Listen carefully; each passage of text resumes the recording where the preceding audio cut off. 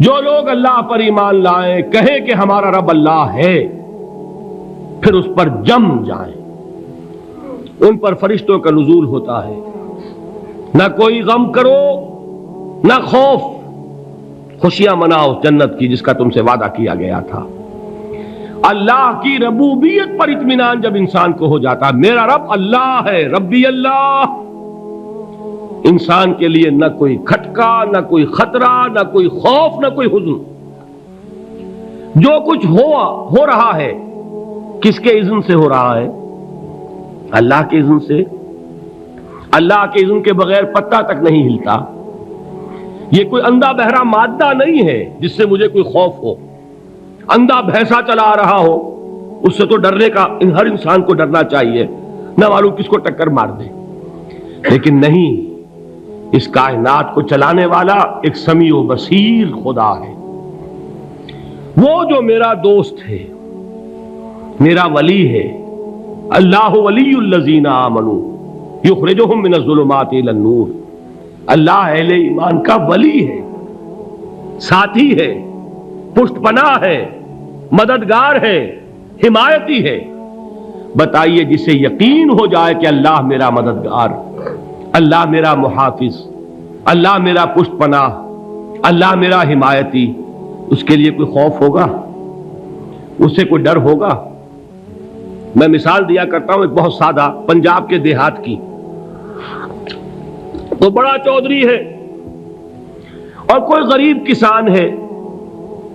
اس غریب کسان کے جانوروں کو ہر وقت اندیشہ ہوگا چوری کا، کوئی میری بھینس کھول کر نہ لے جائے، کوئی میرا بیل کھول کر نہ لے جائے۔ لیکن جس کے بارے میں یہ سب کو معلوم ہو کہ وہ جو بڑا چودھری ہے وہ اس کا دوست ہے، اس کی بچیا کو کوئی خوف ہوگا؟ اس کی بھینس پر کوئی ہاتھ ڈالے گا؟ اسے کوئی اندیشہ ہوگا؟ نہیں۔ کیوں؟ کہ وہ بڑا چودھری، بڑا اس کا یہاں کا سردار، جاگیردار، سب کو معلوم ہے وہ میرا دوست ہے، کوئی میرے خلاف اقدام نہیں کر سکتا۔ اس دنیا میں یہ چھوٹی سی بات اگر آپ کے دلی اطمینان اور سکون کا باعث بن سکتی ہے تو ذرا تصور کیجئے۔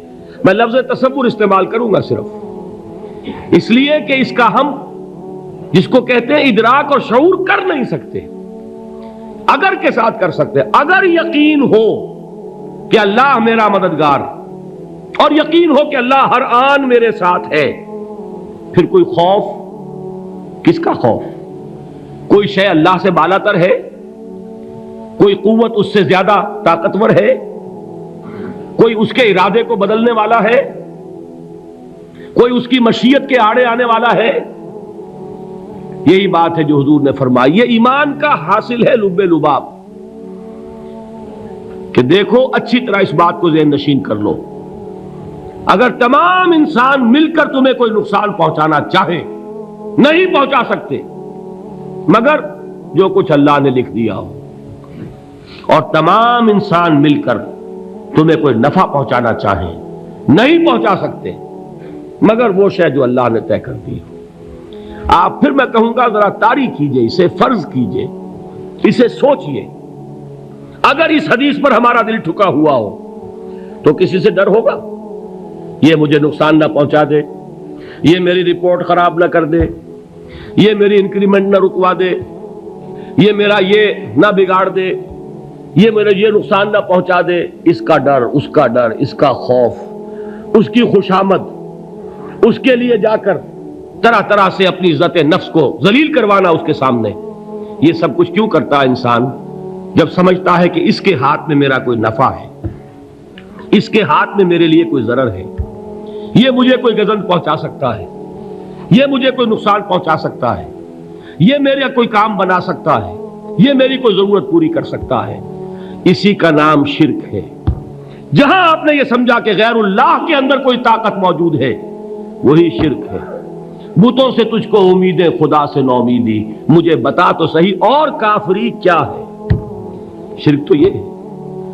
جس پر بھی تمہیں یہ خیال ہے، کلمہ ہے یہ کلمہ سوم، لا حول ولا قوت الا باللہ، ذرا اس پر دل کو کبھی اگر آپ تصور کریں، پھر فرض کریں، دل ٹھک جائے اس پر، کوئی طاقت نہیں۔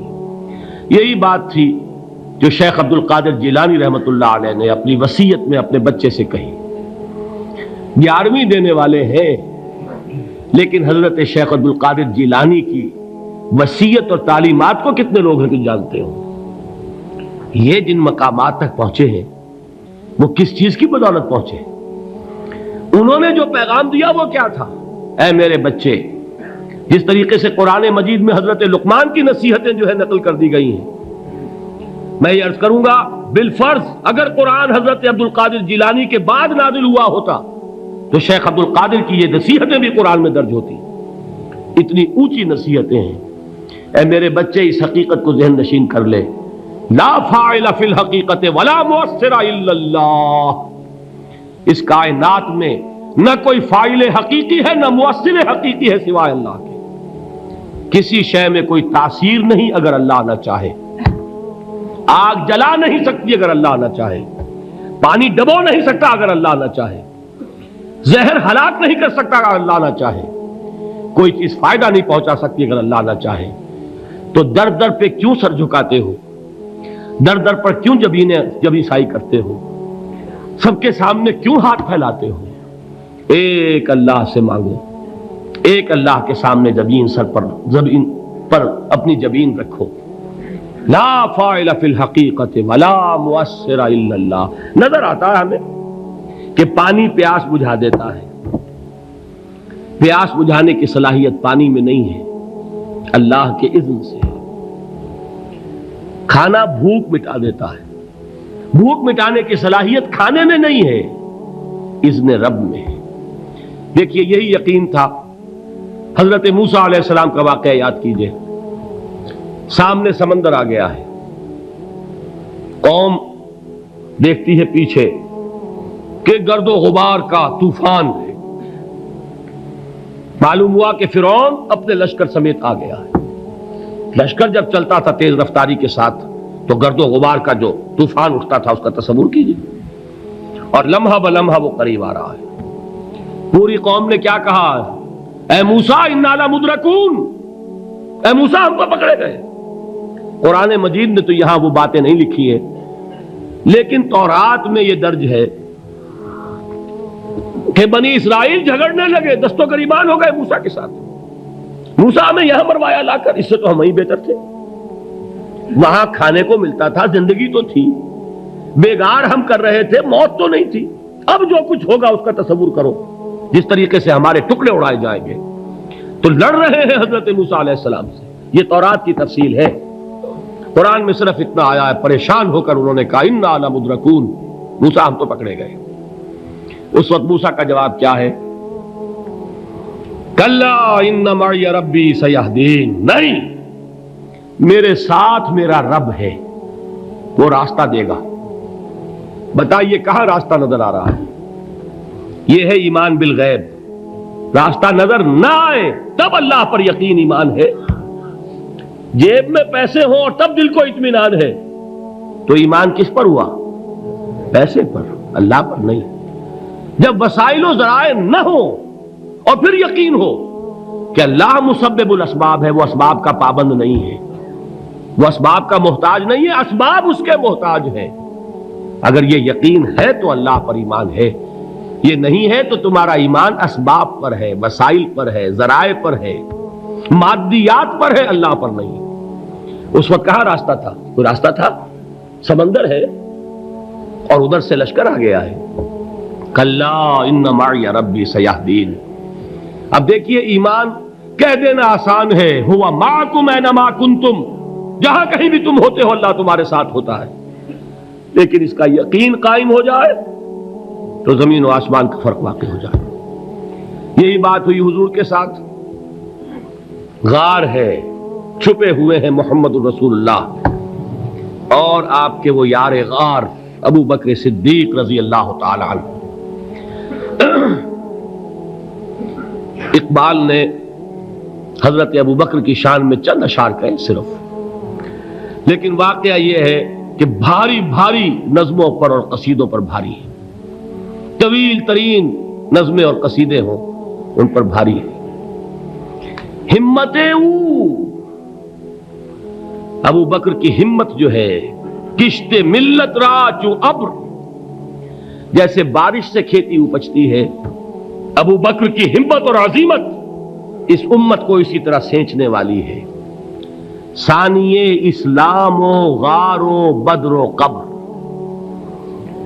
وہ دوسرے تھے اسلام میں، دوسرے پہلے کون تھے؟ انا اول المومنین، حضور فرماتے ہیں سب سے پہلا ایمان لانے والا میں، دوسرے ابو بکر۔ ویسے ہمارے ہاں یہ چلتا ہے اختلاف، حضرت علی پہلے ہیں کہ حضرت ابو بکر پہلے ہیں، لیکن اس میں بڑی خوبصورت تطبیق قائم کی ہے علماء نے، اور بہت صحیح ہے۔ چار کے بارے میں فیصلہ ہی مت کرو کہ کون پہلے ہے، ان کی ایک عجیب تقسیم کر دی ہے۔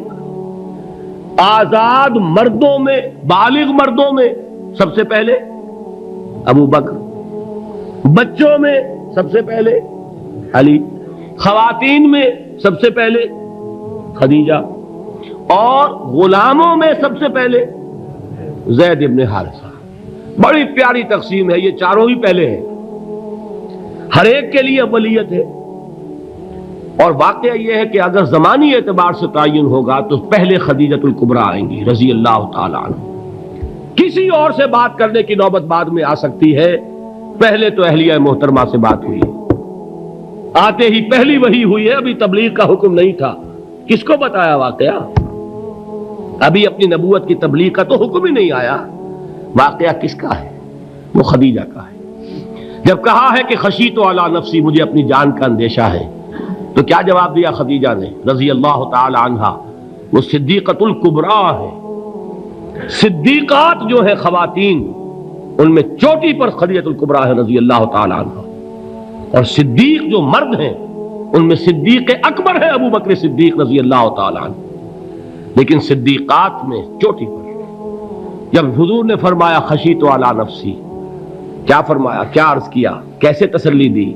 نہیں نہیں، اللہ آپ کو ضائع نہیں کرے گا، آپ غریبوں کے ہمدرد ہیں، آپ مساکین کے تکالیف رفع کرنے والے ہیں، آپ بیواؤں کی سرپرستی کرتے ہیں، آپ مسافروں کی خدمت کرتے ہیں، اللہ آپ کو ضائع نہیں کرے گا۔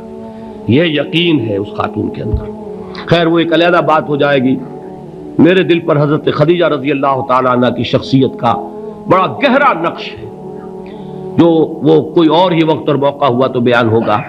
بہرحال اقبال نے ایک مصرے میں جو چار اولیتیں جمع کر دی ہیں، ہمتیں او کشت امت را چو ابر، ثانی اسلام و غار و بدر و قبر۔ اسلام میں حضور کے بعد پہلے کون؟ ابو بکر۔ غار میں حضور کے ساتھ کون؟ ابو بکر۔ بدر کی رات اللہ کا رسول سربسجود وہ جھاڑ، وہ گھاس پھوس کی جو جھوپڑی بنائی گئی تھی، اور وہاں تلوار ننگی لے کر پہرا دینے والا کون؟ ابو بکر۔ اور اس حجرہ عائشہ میں محمد کے بعد سب سے پہلے دفن ہونے والا کون؟ ابو بکر رضی اللہ تعالی عنہ صلی اللہ علیہ وسلم۔ وہ جو معاملہ میں سنا رہا تھا غار ثور کا، حضرت ابو بکر بھی حضور کے خیال سے لرز گئے ہیں۔ آپ کو یاد ہوگا کہ جا کر پہلے تمام جتنے سوراخ تھے انہیں بند کیا ہے، ایک سوراخ رہ گیا تھا جس کو بند کرنے کے لیے کوئی کپڑا نہیں تھا، وہاں اپنی ایڑی رکھی ہے، تب کہا ہے حضور سے تشریف لائیے، اور اپنے زانو پر حضور کو لٹایا ہے، اور وہاں کسی موذی جانور نے کاٹا ہے، حضور کی آنکھ لگ گئی تھی اس وقت، اس بل کے اندر جو بھی بچھو ہے کیا ہے واللہ عالم، اس نے کاٹا ہے۔ اس کی تکلیف کی وجہ سے ابو بکر کی آنکھوں سے آنسو ٹپک گئے، حضور کے چہرے مبارک پر پڑے ہیں، تو حضور جاگے ہیں، معاملہ کیا ہے؟ ایڑی نہیں ہٹائی وہاں سے، مبادا وہ جانور وہاں سے نکل کر محمد الرسول اللہ کو کوئی گزن پہنچا دے، ابو بکر کی ایڑی ہے، جس طرح چاہے کھا لے، ختم کر دے، جان نکل جائے تب کوئی آنچ آئے محمد پر تو آئے، لیکن جیتے جی نہیں۔ وہ ہے ابو بکر حضور کے خیال سے۔ اس وقت حضور نے پھر اپنا لعاب دہن لگایا ہے، اور اس سے پھر آپ کی تکلیف ختم ہوئی۔ جیسے خیبر میں حضرت علی کی آنکھ دکھ رہی تھی، اس کو جو شفا حاصل ہوئی ہے وہ بھی حضور کے لعاب دہن سے ہوئی۔ تو بہرحال اس وقت انہوں نے کہا ہے کہ اے نبی یا رسول اللہ، اگر اس وقت ان میں سے کسی نے غیر ارادی طور پر بھی اپنے قدموں کی طرف جھانک لیا تو پکڑے جائیں گے۔ کیا جواب تھا اللہ کے رسول کا؟ لا تحزن ان اللہ معنا، اللہ ہمارے ساتھ ہے، کیوں گھبراتے ہو ابو بکر؟ یہ ہے ایمان باللہ، میرا مالک اللہ، میرا رازق اللہ، میرا محافظ اللہ، میرا مددگار اللہ، میرا پشت پناہ اللہ، میرا دوست اللہ۔ یہ دوستی ہے اللہ کی جو لب لباب ہے، حاصل ہے ایمان کا، اسی کا نام ولایت ہے۔ اولیاء اللہ کے سروں پر سینگ نہیں ہوتے، جس کے دل میں ایمان راسخ ہو چکا ہو وہی اللہ کا ولی ہے، جسے اللہ پر یقین ہو چکا ہے وہی اللہ کا ولی ہے، جسے یقین ہے اللہ میرے ساتھ ہے، میرا مددگار، میرا پشت پناہ، میرا ساتھی، میرا دوست، میرا محبوب، میرا محب۔ اللہ اہل ایمان سے محبت کرتا ہے، واللہ یحب الصادقین، ان اللہ یحب الذین یقاتلون فی سبیلہ صفا کانہم بنیان مرصوص۔ اللہ محبت کرنے والا، اہل ایمان محبوب، اور اہل ایمان محبت کرنے والے اللہ محبوب۔ والذین آمنوا اشد حبا للہ۔ آپ تصور کیجئے جسے یہ رشتہ ایمان یا رشتہ ولایت حاصل ہو جائے، الا ان اولیاء اللہ لا خوف علیہم ولا هم یحزنون، آگاہ ہو جاؤ، اللہ کے دوستوں کے لیے نہ کوئی خوف ہے نہ کوئی حزن ہے۔